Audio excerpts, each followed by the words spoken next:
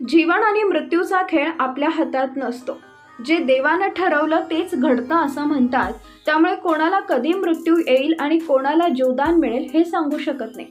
या एका घटनेनंतर तर सर्वांनाच हैराण करून सोडलं, ज्यामध्ये 3 वर्षाची मुलगी 12 तासात पुन्हा जिवंत झाली.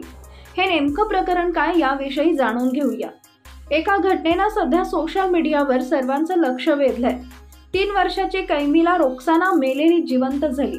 12 तासात चिमुकली पुन्हा जिवंत झाल्यामुळे सगळेच हैराण झाले. हे प्रकरण अगदी अजब गजब आहे.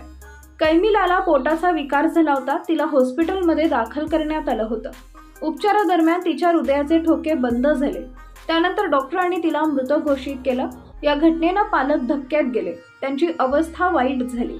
मात्र त्यानंतर त्यांनी मुलीला शवपेटीत ठेवून दिलं. मात्र 12 तासानंतर चमत्कार घडला.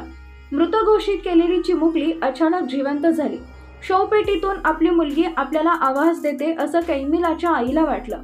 ती शवपेटीकडे जाऊन उघडण्यास सांगू लागली. लोकांनी तिला थांबवलं. अखेर मुलगी आतून रडायला लागली आणि आईला हाक मारू लागली. लोकांना धक्का बसला आणि त्यांनी ताबडतोब शवपेटी उघडली आणि मुलगी जिवंत असल्याचं पाहिलं. ही घटना एक चमत्कार असल्याचं लोकांनी सांगितलं.